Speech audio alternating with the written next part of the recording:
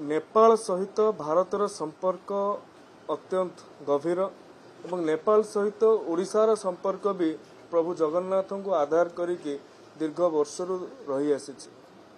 किट्रे जो घटना घटी ताहा दुखद से परिवार प्रति आमे समवेदना ज्ञापन करुछु एवं जेतेबेले ये घटना घटिला राज्य सरकार गृह विभाग एप्रति त्वरित पदक्षेप नहीं एवं अभियुक्त पिला को अरेस्ट करके कोर्ट फॉरवर्ड करा जाइछे।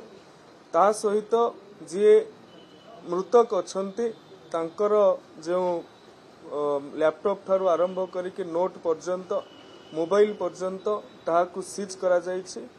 अत्यंत अभावनीय भाव में जेतेबेले किट्रे एक फंक्शन चलुला से समय रे पाखापाखी हजारे पाखापाखी नेपाली छात्र छात्री माने आंदोलन को ओल्लैतिले। आम पुलिस सेठारे पहुंचिकी पिला माननकु बुझासुझा करिथिला। अत्यंत संवेदनशील भाव में स्पर्शकातर भाव में ए विषय को आमे गुरुत्व प्रदान करिछु।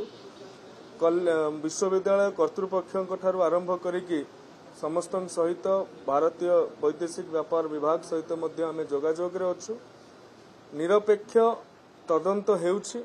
माननीय मुख्यमंत्री मध्य मते ए संपर्क रे अवगत करने को कहिसंती। जी भी दोष करिथिबो से निश्चित भाव में दंड पाइबो।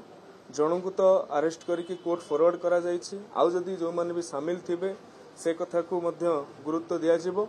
एवं जो भली भाव में कटक रेल स्टेशन रे गोटे अभावनीय कथा घटिला जो पिला माननकु विशेषकर नेपाली पिला माननकु साइन डाय करागला बोली कहिबाटा भी ए कथा को राज्य सरकार हस्तक्षेप पर विश्वविद्यालय कर्तृपक्ष फेरई नहीं एवं से गोटे सर्वसाधारण गोटे अपील करिसंती जो नेपाली छात्र छात्री माने अछंती से माने पुनश्च फेरी आसंतु।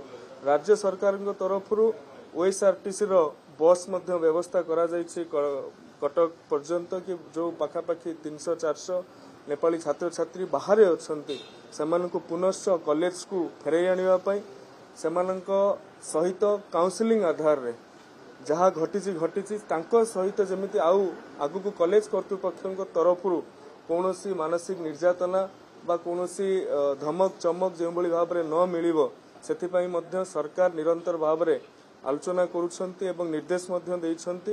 नेपाल ओडिशार सुसंपर्क रखिबा पई आमे प्रयास करुछु। ये जदियो एक बेसरकारी विश्वविद्यालय आमर ता उपरे विशेष नियंत्रण सेमिति नाही तथापि ये जेहेतु गोटे स्पर्शकातर घटना राज्य सरकार यह गुरुत्वर सहित निरपेक्षतार सहित